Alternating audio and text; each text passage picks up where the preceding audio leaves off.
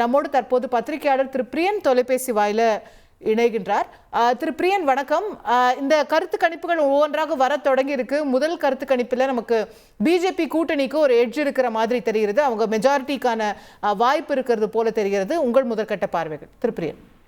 இல்ல, பொதுவா பாத்தீங்கன்னா இந்த மகாயுத்தி அலையன்ஸ் இருக்கு இல்லையா, பிஜேபியோட அலையன்ஸ், அது ஏற்கனவே ஆட்சியில் இருக்கிற ஒரு அலையன்ஸ். அது ஆட்சியில் இருக்கும்போது அவங்க பல்வேறு சலுகைகள், உரிமை தேவை போன்ற விஷயங்கள், அப்புறம் இப்ப இருக்கிற ஷிண்டே அவர்கள் இளைஞர்களுக்கு, அப்புறம் மாணவர்களுக்கு பலவித திட்டங்கள் விவசாயிகளுக்கு எல்லாம் பண்ணியிருக்காரு.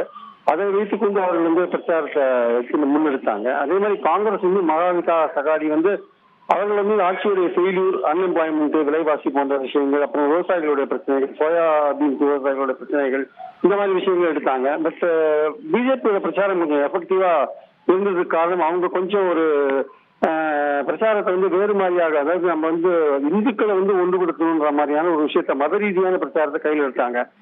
காங்கிரஸ் ஜாதிவாரி கணக்கெடுப்புன்னு சொல்றதை அவங்க வேற விதமா அதை திருப்பி இந்துக்களை பிளவுபடுத்துறாங்கன்ற மாதிரியான ஒரு விஷயத்தை கொண்டு போயிட்டு, நம்ம பிரிந்திருந்தால் நம்ம அழிந்து போவோம், நம்ம ஒன்னா இருந்தால்தான் சேஃபா இருப்போம்ன்ற மாதிரி பிரைம் மினிஸ்டர் எல்லாருமே ஒரு பிரச்சாரத்தை கையில் எடுத்தாங்க. முஸ்லீம்களுக்கு கோட்டா கொடுக்க மாட்டோம் போன்ற விஷயங்கள்லாம் கையில் எடுத்தாங்க. அவங்க கிட்ட கொஞ்சம் அதிகாரம், பணபலம் போன்ற விஷயங்கள் இருந்தது.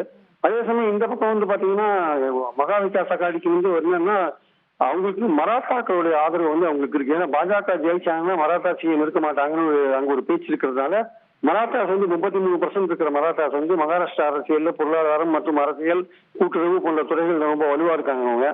அவங்க என்ன நினைக்கிறாங்க, பிஜேபி ஆட்சிக்கு மகாராஷ்டிரா மராத்தா சீஃப் மினிஸ்டர் வரமாட்டாரு அப்படின்னு நினைக்கிறாங்க. ஷிண்டேக்கு அவங்க கொடுக்க மாட்டாங்க. பிஜேபி இந்த வாட்டி அதிகமான இடங்களை பெற்ற ஷிண்டேக்கு, அதிகமான இடங்களை பெற்றால் ஷிண்டேக்கு சிஎம் கொடுக்க மாட்டாங்க, பிஜேபியில இருந்து வருவாங்க. அது தேவேந்திர பட்னாவிஸ் சொல்றது ஒரு மராத்தா கிடையாது அப்படின்ற ஒரு பிரச்சாரம் அங்க போயிட்டு இருக்கு. அதே மாதிரி ஷிண்டேவும் அஜித் பவாரும் துரோகம் பண்ணிட்டாங்க, அவங்களுக்கு ஒரு பாடம் கற்பிக்க வேண்டும் என்று மராத்தாக்கள் நினைக்கிறார்கள். அதே மாதிரி சிவாஜி சிலை இருந்தது போன்ற சென்டிமெண்ட் இருக்கு. சோ விவசாயிகள் பிரச்சனை ஒரு பக்கம் ஓடிட்டு இருக்கு. மராத்தாவோட இடஒதுக்கீடு பிரச்சனை பெரிய ஒரு விஷயமா, அந்த பல்லாண்டுகள தொடர் பிரச்சனை இந்த வாட்டி ரொம்ப மோசமா பாஜகவுக்கு எதிராக திரும்புகிற வாய்ப்பும் இருக்காங்க. ஓபிசி நம்ம நினைக்கிறாங்க, நம்மளுடைய கோட்டா பறிவு விடுமா நினைக்கிறாங்க. மராத்தா தனியாக கோட்டா கேட்கறாங்க. இதே மாதிரியான விஷயங்கள் போயிட்டு இருக்கும்போது ரெண்டு தரப்புல பிஜேபியோட கேம்பெயின் ஆர்எஸ்எஸ் உடைய சென்ட்ரிக்கா இருந்தது. ஏன்னா நாக்பூர் ஆர்எஸ்எஸ் ஹெட் குவார்டர்ஸா இருக்கிறதுனால அங்க ஆர்எஸ்எஸ் வீட்டுக்கு வீடு போய் பிரச்சாரம் போன்ற விஷயங்கள்லாம் கையில் எடுத்ததுனால அவங்களுடைய பிரச்சாரம் ரொம்ப எஃபெக்டிவா இருந்தது என்பது உண்மை. அதே சமயம் உத்தவ் தாக்கரே போன்றவர்கள் அவங்களுக்கும் ஒரு பிரச்சார பலம் இருந்தது. ஆனா அவங்க கிட்ட பணபலம் இல்லாதனால அவங்களுடைய பிரச்சார பலம் அவ்வளவு தூரம் எஃபெக்டிவா இல்லைன்ற மாதிரியான ஒரு பேச்சு இருக்கு. ஆனா இந்த கருத்து கணிப்புகள்லாம் பார்க்கும்போது ஒரு கிட்டத்தட்ட ரெண்டுமே கிட்டத்தட்ட சம பலத்துல இருக்கிற மாதிரியோ இல்ல கொஞ்சம் ஒரு 15 சீட்டு முன்னே இருக்கிற மாதிரியான விஷயங்கள் தான் இருக்கிறத நம்ம பாக்குறோம் நம்ம.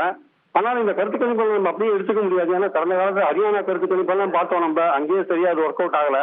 அதனால இந்த போட்டி பலமா இருக்குன்றதுதான் இந்த கருத்து கணிப்புகள் சொல்ற விஷயம். என்னன்னா போட்டி பலமா இருக்கும் அப்படின்றதுதான். இந்த கருத்து கணிப்பு நம்ம அப்படியே எடுத்துக்க வேண்டாம். ஏன்னா வேறு பல எமோஷனல் இஷ்யூஸ் எல்லாம் இன்வால்வ் ஆயிருக்கிறதுனால ஓட்டர்கள் எப்படி ஓட்டு போட்டுப்பாங்கன்றத நம்ம பொறுத்து இருந்தா பார்க்கணும்.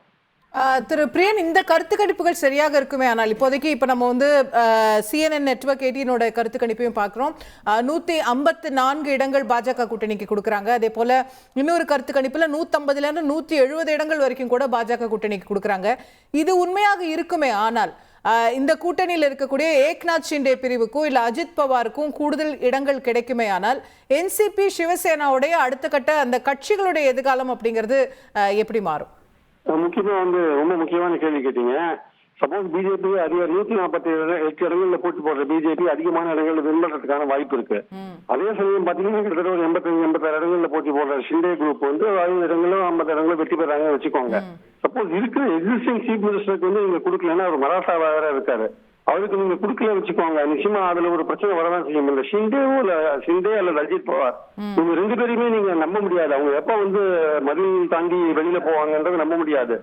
ஷிண்டேக்கு சிஎம் போஸ்ட் கொடுக்கலன்னா அவர் கட்சியை பிரேக் பண்ணிட்டு மறுபடியும் காங்கிரஸ் கூட்டணியில சேரத்துக்கான வாய்ப்பு இருக்கு. அதே மாதிரி அஜித் குமாருடைய அவர் வைக்கிற டிமாண்ட்ஸ் எல்லாம் நீங்க நிறைவேற்றலன்னா அவரும் டக்குன்னு மாறி போறதுக்கான வாய்ப்புகள் இருக்கு. அதனால மகாராஷ்டிரா பாலிடிக்ஸ்ல ஓட்டு போடுறது ஒரு பக்கம், ஜெயிக்கிறது ஒரு பக்கம் இருந்தா கூட தேர்தல் முடிஞ்ச பிறகு அந்த ரிசல்ட்ஸ் எல்லாம் தெரிஞ்ச பிறகு ஷிண்டேவுக்கும் அஜித் பவாருக்கான முக்கியத்துவம் ஏதாவது குறைஞ்சதுன்னா அவங்க நிச்சயமாக கட்சி மாறுவதற்கான, அணிகள் மாறுவதற்கான வாய்ப்புகள் அதிகமா இருக்குன்னு நான் பாக்குறேன்.